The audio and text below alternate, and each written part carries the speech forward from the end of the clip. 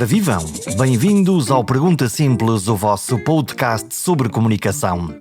Como sempre, na abertura do podcast, convido-vos a visitar a página perguntasimples.com, a subscrever o podcast para receber os novos episódios sempre que eles forem publicados e também a partilharem com os vossos amigos que sejam fãs desta coisa chamada comunicação. No programa de hoje vamos colocar os portugueses no divã e saber como é que afinal nos temos comportado nestes tempos de pandemia e como é que nos devemos comportar nos próximos meses.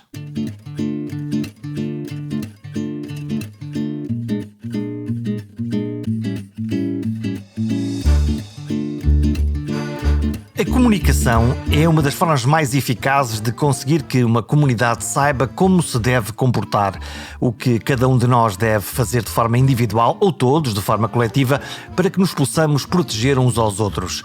A questão dos comportamentos é um dos campos do estudo da psicologia humana. Quando nos informam que devemos usar máscara ou manter 2 metros de distância, essa informação é entendida por cada pessoa, por cada um de nós, de forma diferente. Há os que acreditam, há os que duvidam e há ainda aqueles que são completamente indiferentes a esta informação. Mesmo entre aqueles que acreditam no que lhes foi dito, nas provas da bondade ou da ciência, nem isso garante que se vão comportar como deveriam. O comportamento humano depende de muitas variáveis, da informação, do conhecimento, das emoções. E hoje em dia o cansaço, o estar farto da Covid, estar farto da pandemia, estar farto de tudo, faz com que se possa afrouxar a guarda. Para tentar medir os modos de estar e de fazer dos portugueses face à pandemia, a psicóloga, psicoterapeuta e professora Margarida Gaspar de Matos lidera um grupo de sábios no entendimento do comportamento humano. Eles vão procurar chaves, legendas para o nosso comportamento coletivo. Sim, dos portugueses, como é que nós nos portamos? E tem como missão aconselhar o governo. Mas agora que os portugueses já estão no divã, quis desde logo saber como enfrenta pessoalmente esta provação da Covid-19 a própria Margarida Gaspar de Matos. A mim pessoalmente realmente é interessante. Eu estou habituada a responder a perguntas sobre os outros, não é? E não estou muito habituada a falar de mim mesma, mas realmente, já que fala nisso, eu acho que é um bom estudo de caso, digamos assim. Do estudo que fiz com adolescentes e do modo como eles passaram esta pandemia, eu provavelmente tive ali um percurso semelhante, não é? Fui apanhada pela pandemia no regresso a Portugal. Eu normalmente tenho uma vida profissional muito no estrangeiro e até março do ano passado passava uma semana por mês fora do país e às vezes mesmo 2, não é? E de resto, e nunca mais saí desde março, não é? E fui apanhada no regresso por um colega meu que me dizia parece que há aí uma aluna de uma aula que tu deste quarta-feira que é da Escola da Amadora e, portanto, nós agradecíamos que ficasses em casa hoje. E o que eu lhe disse foi, está bem, olha, por acaso até me dá jeito, estou a chegar, estou um bocado cansada. E ele disse, olha, já agora não venhas o resto da semana, até se perceber o que é que está a acontecer. E eu dizia-lhe, mas tu não estás bem, eu não posso não ir até o resto da semana, eu tenho tanta coisa para fazer, tenho tantas reuniões, tenho tanta coisa, não há possibilidade. E ele dizia-me, por favor, nós não podemos obrigar-te a isso, mas era muito bom que não viesses, porque a turma está toda, mandámos a turma toda para casa. Ora bem, no dia seguinte fomos mesmo todos para casa e pronto, e temos estado nisto, já lá vai 1 ano e tal. E por acaso foi interessante porque era uma coisa que ninguém acreditava que fosse possível, não é? Irmos todos para casa, todos nós. E realmente depois fui para casa, o primeiro dia soube-me bem, apesar da preocupação de e agora o que é que vai ser, soube-me bem, arrumar aqueles papéis que nunca temos tempo, essas coisinhas todas, e fiquei assim tipo com um dia de férias extra, não é?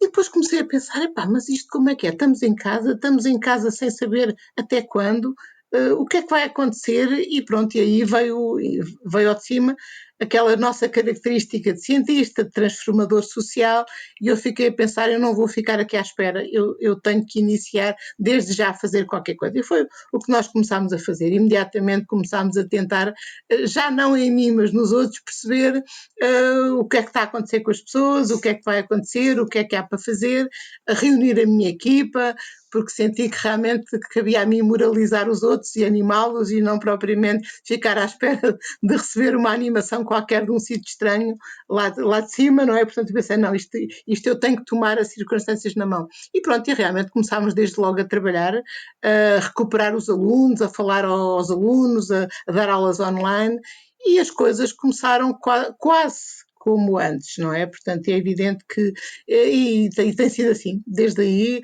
há dias melhores e dias piores, não é? Como deve calcular, mas temos estado a trabalhar, não é? Nesta primeira fase, quando a Covid chegou, esse sintoma que descreve, que é o medo, não venhas para cá ou para apanhar uma doença ou para nos pegar, conforme cada um dos lados que nós estamos.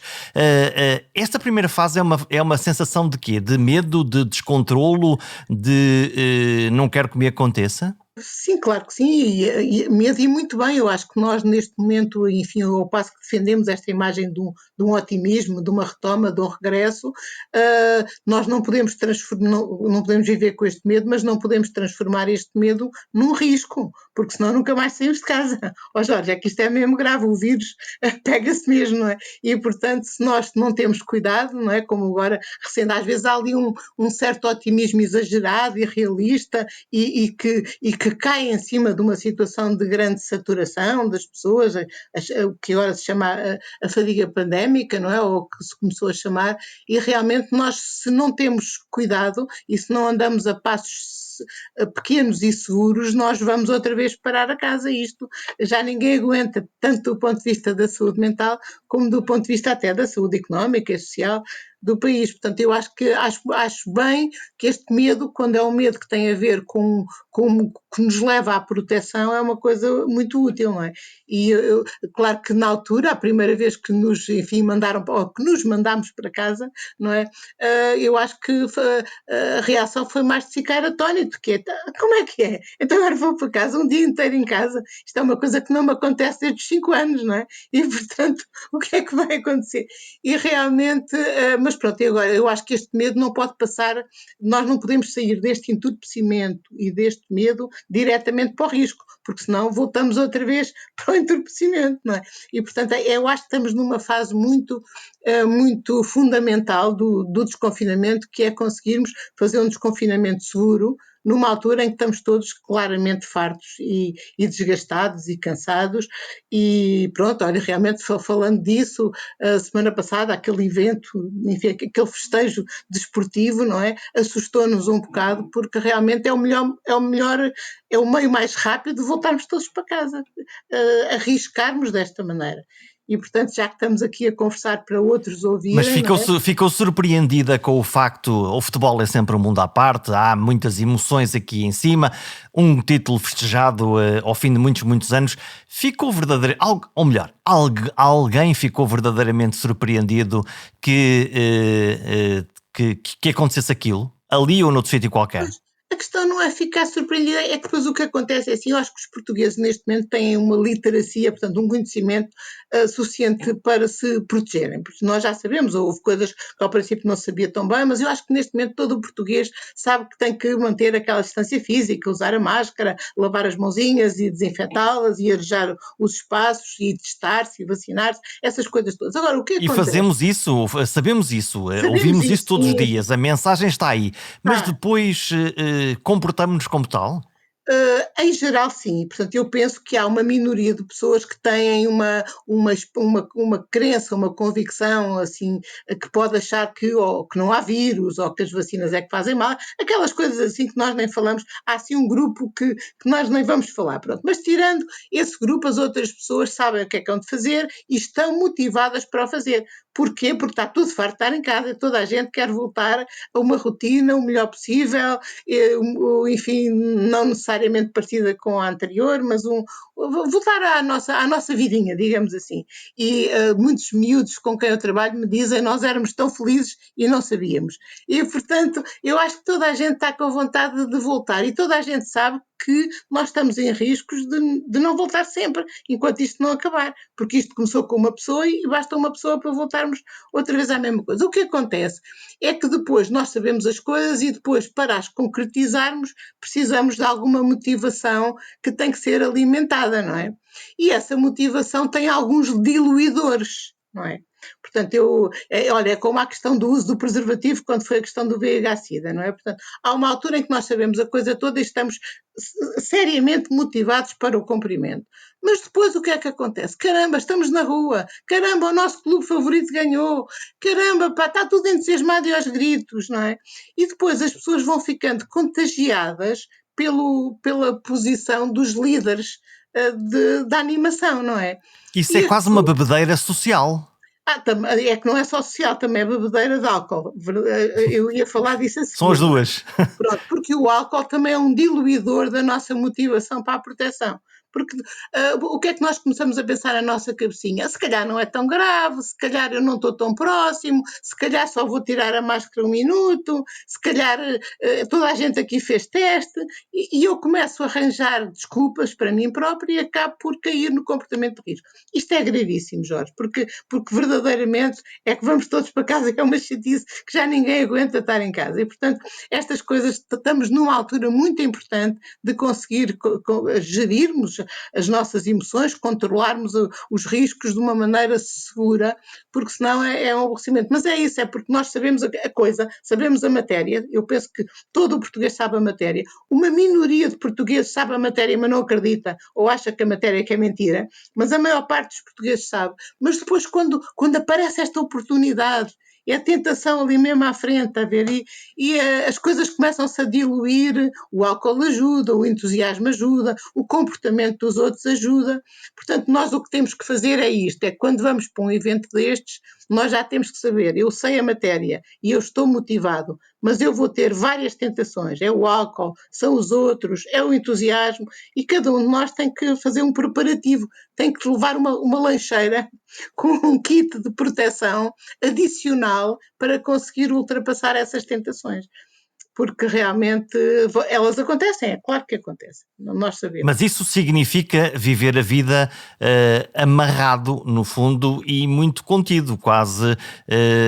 Como é que isto se faz depois na prática? Isto é, as mensagens são muito claras e as mensagens são: o vírus é perigoso e ainda aí está, mas por outro lado há uma campanha de vacinação e portanto vai-se embora. Por outro lado, os epidemiologistas dizem: bom, nós achamos que em setembro isto pode estar mesmo praticamente no zero. Como é que se percepciona, como é que se lida com esta informação que é francamente contraditória entre o amanhã que será o otimista extraordinário e o ontem que estávamos todos fechados em casa? Pois, mas quando os epidemiologistas dizem que em setembro isto poderá estar tudo ultrapassado, é que há muita probabilidade que esteja muito ultrapassado se não houver muitas finais da taça, não é? Pronto. E muitas outras coisas parecidas, é que nós, isto não há milagres, não é? Portanto, como não há milagres a este nível, não é? Ou pelo menos para as pessoas que sejam crentes, não vamos gastar os milagres em coisas que nós próprios podemos resolver, não é? Para termos um discurso mais diverso, digamos assim. Nós não vamos viver assim toda a vida, agora é cedo, nós acabamos de sair a semana passada da última fase do desconfinamento, não vamos já precipitar, nós estamos todos, passámos por uma fase de medo, não é? Depois passámos por uma fase de ativação, depois passámos por uma fase de entorpecimento, não é? Não vamos agora projetar-nos imediatamente no risco. Tem que haver aqui um intervalo e, portanto, nós não vamos certamente ficar toda a vida assim contidos, como disse. Provavelmente vamos ter outras ocasiões na nossa vida, sobretudo os mais novos, para voltarmos a ter que estar contidos, porque estas pandemias têm a ver com algum desequilíbrio, não é, ecológico, que talvez regressem, e talvez regressem mais rapidamente do que esta em relação à gripe espanhola, por exemplo, não é? Agora, isto vai ter um espaço de abrandamento em que nós vamos construtivamente, e espero que otimisticamente, vamos ficando preparados para viver assim, não é? Agora, para já é muito cedo para nos libertarmos de todas as constrições e acharmos que já não há vírus, porque ele não se vê, mas ele há, não é? A professora é psicoterapeuta e vai estudar com um grupo aquilo que será o comportamento, ou que foi o comportamento dos portugueses, mas o que é que vai ser no futuro. Mas interessa-me quase uma experiência individual, que é no consultório, quando está a ouvir os seus doentes, pacientes, clientes, não sei como é que lhe quer chamar, que murmúrios é que houve? O que é que salta lá daquilo aquilo a que os psis chamam de associação livre? Que palavras soltam as Sim. pessoas no divã? E bem, eu vou poupá-lo a uma conversa longa sobre essa história das associações livres, tem a ver com uma certa corrente de psicologia que por acaso não é aquela que eu utilizo. E, portanto, na minha atividade de psicoterapia, que não é a atividade que eu faço agora neste grupo, nesta task force, é outra coisa, portanto, isto tem mais a ver com os determinantes do comportamentos de risco e de proteção, mas na atividade da psicoterapia que eu também exerço, eu tenho uma abordagem muito centrada nos doentes e na sua capacitação. E, portanto, digamos que na minha orientação teórica, eu vejo a psicoterapia como um trabalho de co-construção entre mim e o doente. E o que o doente, ou o paciente, ou o cliente, como queira chamar, vem ter comigo, porque vem ter comigo e muito bem, porque todos nós devemos ir ter com outras pessoas quando estamos com problemas que não conseguimos resolver e que são da especialidade da outra pessoa. Este estigma à volta da saúde mental só lhe faz mal, não é? Faz mal a toda a gente. E, portanto, há uma coisa que podemos tirar desta pandemia é exatamente peçam ajuda cada vez que acham que as coisas estão a ultrapassar os limites enfim, do que conseguem gerir. E o que nós fazemos é devolver o doente à sua vida, basicamente, ajudá-lo a recuperar a sua vida de volta à vida que a pessoa gosta, não é? Isto é um processo de co-construção. Eu não estou ali para levar a pessoa a lado nenhum, eu estou ali para ajudar a pessoa a tomar decisões e decisões que vão de acordo aos seus valores, às coisas que são importantes para ele ou para ela. E, portanto, não fica ali quietinha a ouvi-los, há um diálogo e há uma construção, enfim, é uma conversa dinâmica, em claro, estou ali mais para ouvir do que para falar, mas é uma construção, digamos assim, não os deixo ficarem em associação livre até chegarem assim a coisas muito antigas, não é essa a minha abordagem. Então, e como é que os ajuda? Porque no fundo as pessoas vêm com um sintoma, com um sentimento, com uma dor. Como é que os ajuda? A maioria das pessoas não sabe que dói e porque é que dói? A maior parte das pessoas sabe, às vezes pode estar, como dizia o escultor, não é? Portanto, a escultura está lá dentro, só tem que tirar a pedra que está a mais e não fazer a própria escultura. E o que eu ajudo as pessoas é conseguir exatamente entender o que é que estão a sentir e clarificar o que é que querem e como é que lá vão chegar. Mas é a pessoa que faz tudo. Quando as pessoas me dizem, ajudou-me tanto, eu costumo dizer, não, você é que se ajudou a si própria, eu só estive aqui a dar um jeitinho.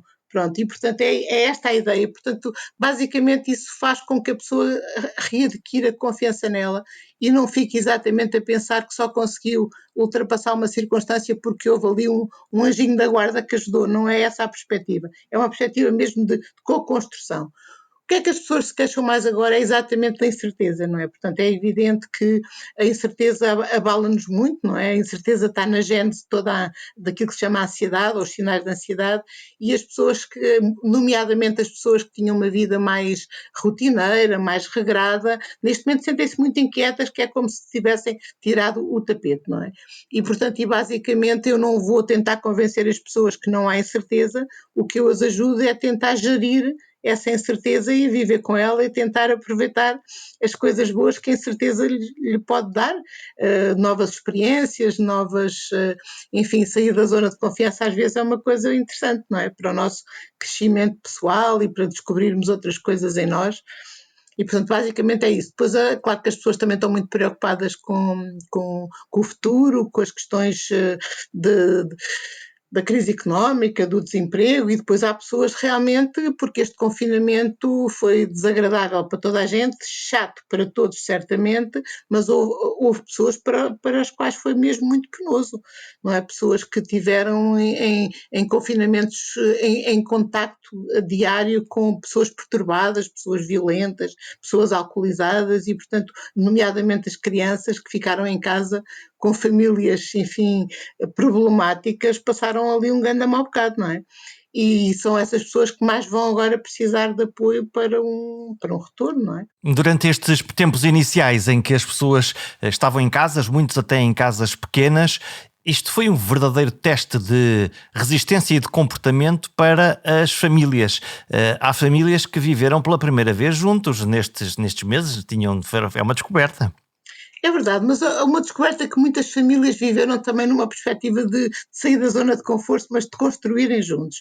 Há muitos jovens, eu sei mais dessas famílias pelos jovens que falam connosco, que acharam interessante estar com os pais que nunca tinham estado tanto tempo, de fazerem coisas juntos, e as famílias mais bem-sucedidas neste processo foram as famílias que conseguiram organizar o espaço, mesmo que fosse mais, quando é um espaço maior, é mais fácil, mas mesmo em espaços pequenos, espaço em que estavam juntos, espaço em que estava cada um para o seu lado, espaço em que estavam no lazer e espaço em que estavam no trabalho.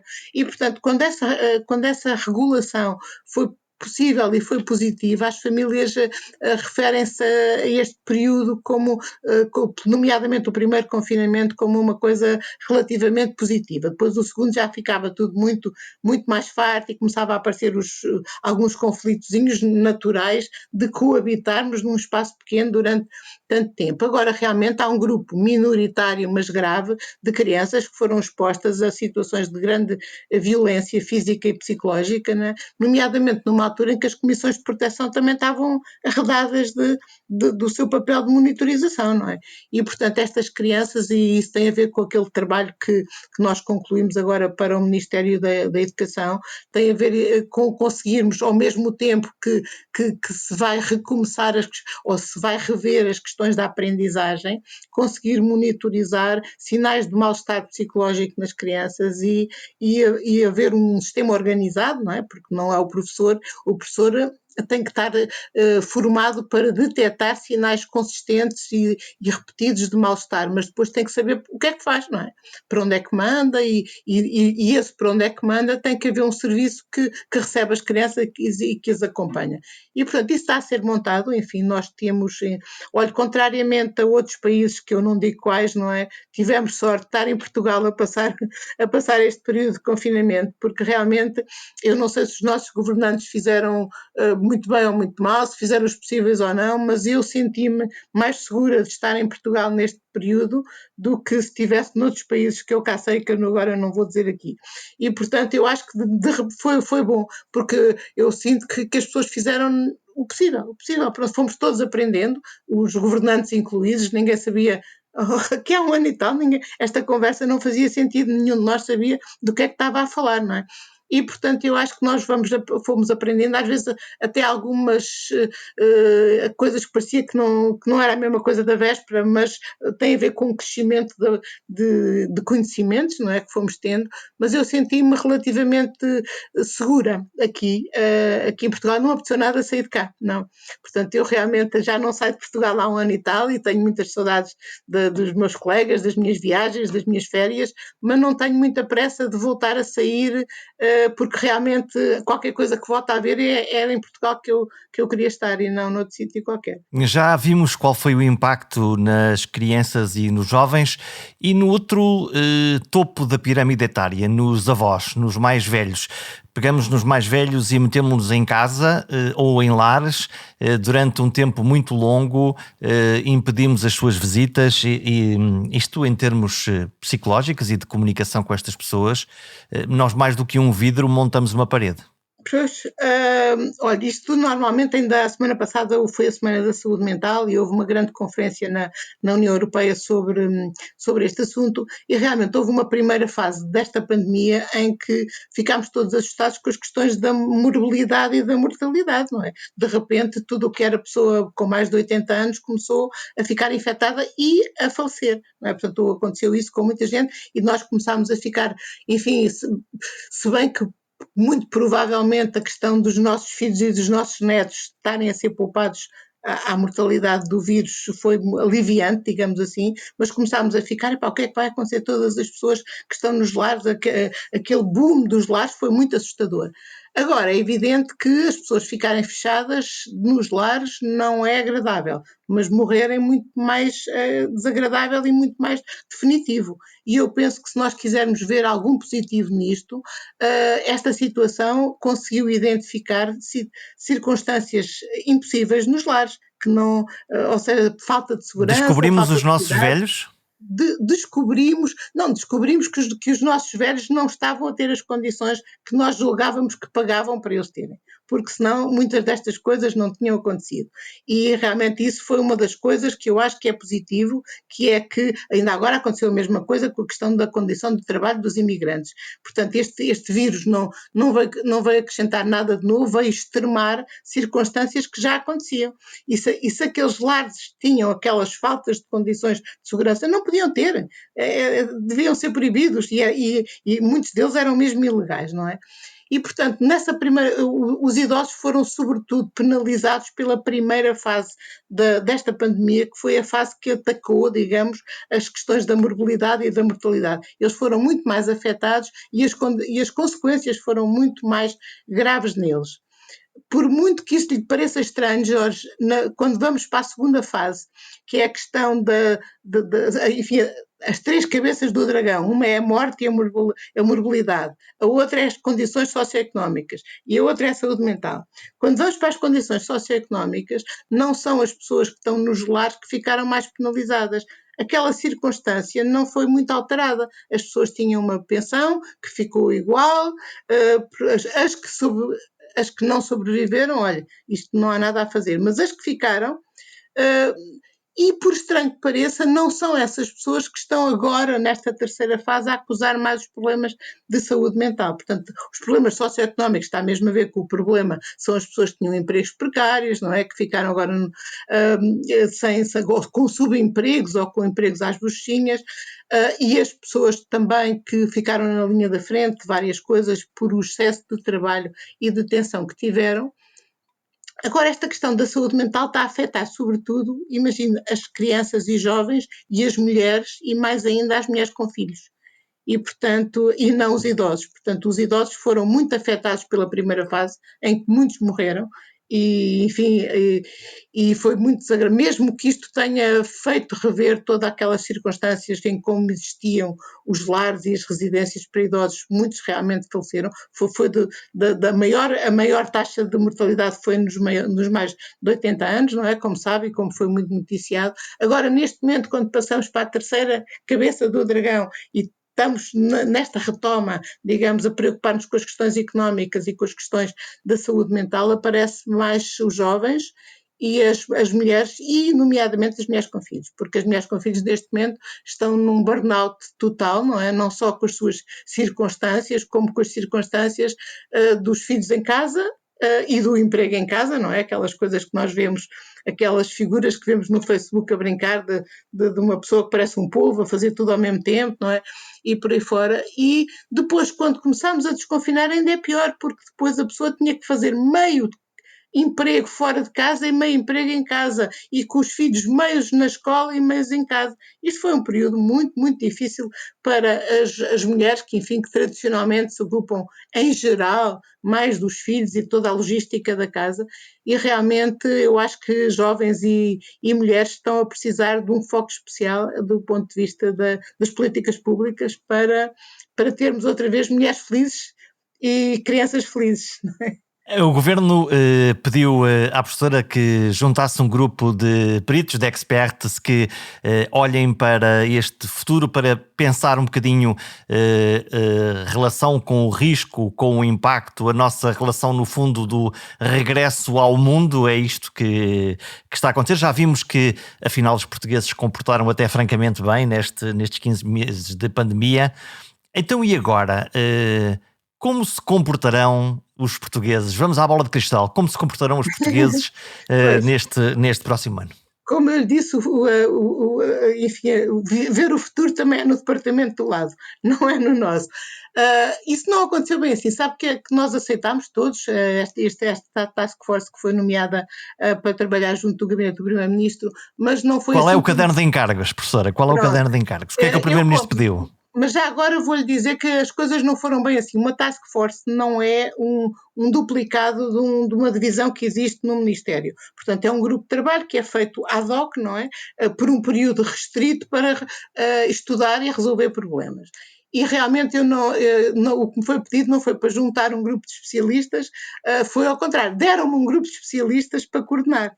Pronto, eu não conhecia as pessoas, na sua maior parte, até ao dia em que, e também não os conheço, que eu tenho-os visto aqui, onde eu estou a ver assim, no ecrã, porque estamos todos a dizer que nos conhecemos, mas é tudo virtual, não é?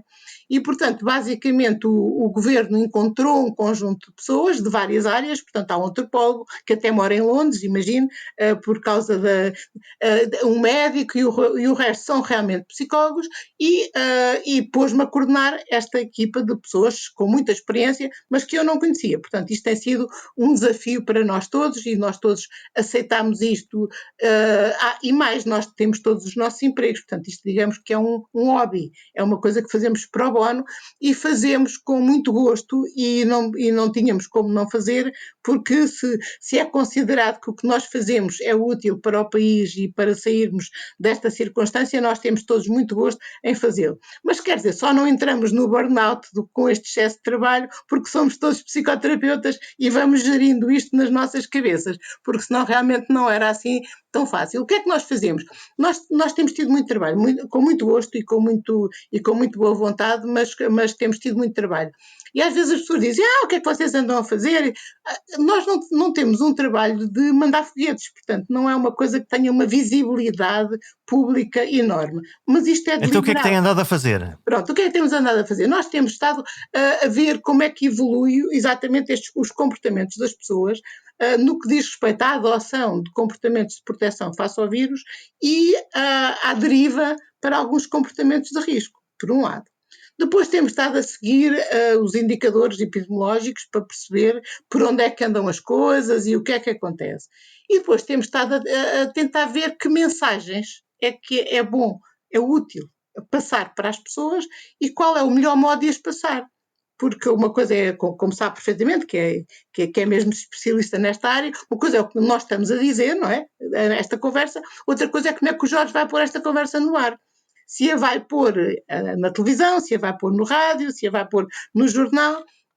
E depois a outra coisa é quando é que esta conversa é útil para as pessoas a quem se destina. É hoje ou nós vamos combinar que só mandamos cá para fora para a semana ou já devia ter sido a semana passada. Está bem? E, portanto, são estas questões que têm a ver com o estudo do comportamento das pessoas, o estudo do comportamento das massas, o estudo da eficácia da comunicação, que nós estudamos com base, não é na bola de cristal, não, é na base do que conhecemos, dos modelos teóricos, dos modelos de investigação e das investigações que já vão sendo feitas tanto em Portugal como noutros países relacionados com a pandemia e outras pandemias, porque já há pandemias há muito tempo, Jorge. Olha que eu agora ainda li um livro do Rosling há pouco tempo, que é um médico de saúde pública que fala das pandemias em África. Eu já tinha lido aquele livro, mas aquilo era assim uma coisa muito longínqua. Eu quando vou à África é uma coisa longínqua, não é? Nunca pensei que fosse possível confinar na Europa, nunca pensei que fosse possível fechar o mundo. Isto é uma coisa que não me passava pela minha maior imaginação.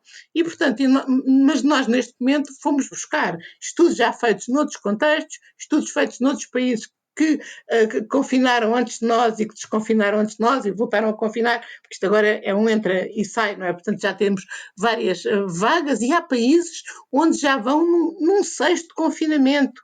Por exemplo, eu estou-lhe a falar do Paquistão, que eu tenho uma jovem com quem colaboro lá, cada vez que as escolas abrem e os miúdos vão para a escola, passado 2 semanas voltam para casa, e portanto eles têm, nós não estamos a conseguir aguentar isto de outra maneira.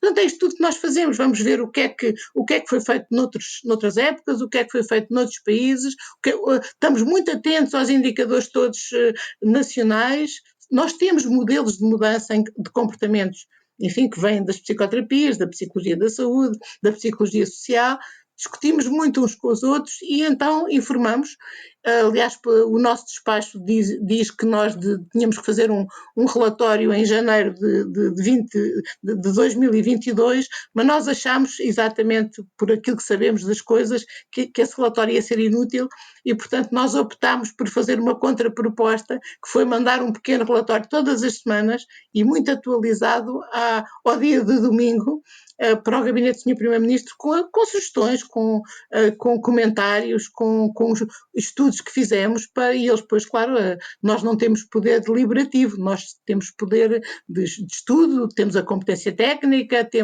informamos e depois o gabinete usa aquilo que achar bem, isso tem dúvida. Na esperança que o poder político depois possa utilizar. Não posso deixar de lhe fazer uma provocação, que é, desde o início desta pandemia, nós fomos expostos genericamente a 3 tipos de mensagens, ou eu pelo menos fui.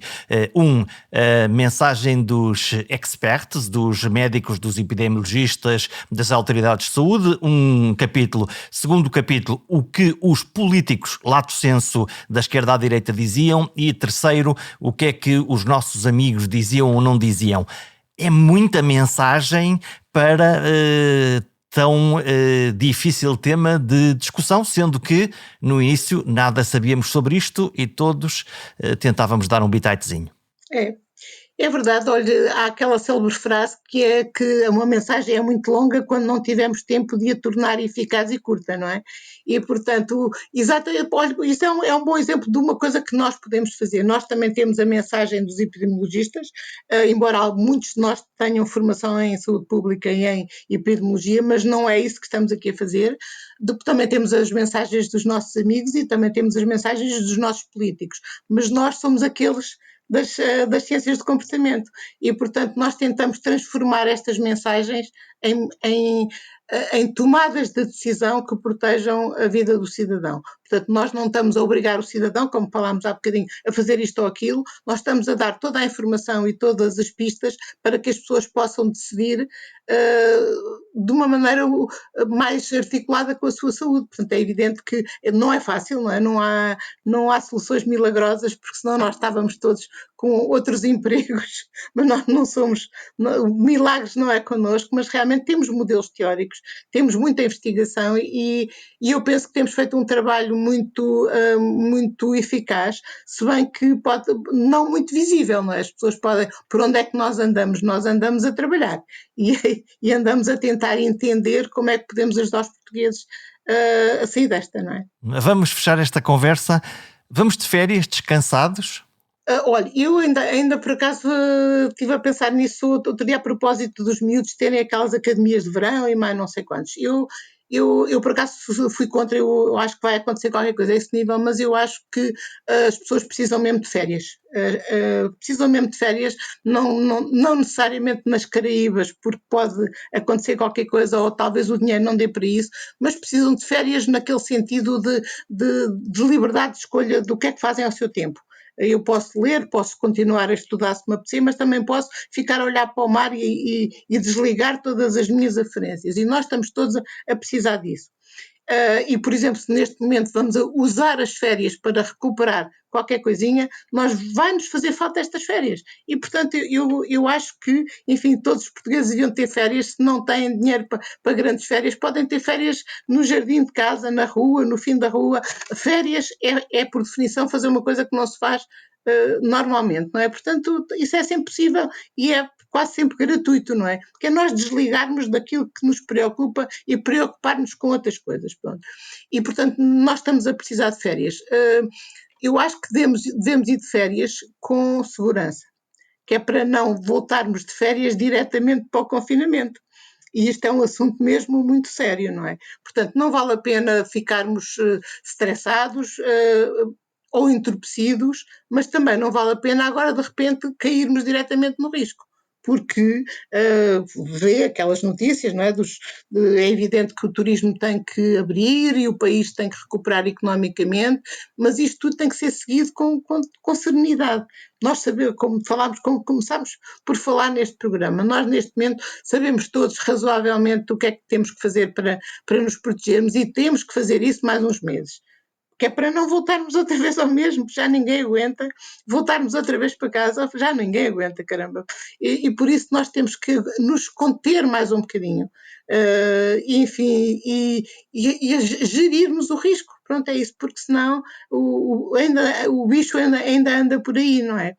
E nós podemos voltar outra vez para casa. Mas férias e pensar noutras coisas e fazer outras coisas, ouvir música, ler, fazer férias, sim. Descansar, fazer férias, um bom conselho, nem que seja dentro de casa. É um bom conselho para os meses quentes de verão. Mas como o programa foi sobre comportamentos, fica a mensagem-chave: cautela e caldos de galinha. O vírus ainda anda por aí e é preciso manter alguns cuidados básicos. Parece contraditório e até pode ser. Há que descansar a mente e, por outro lado, manter a guarda. Neste verão esperamos que os meteorologistas nos tragam previsões de bom tempo e que os epidemiologistas tragam previsões e revisões em baixa do número de infectados. Aproveitem o tempo, tenham uma grande semana e umas boas férias quando for caso disso.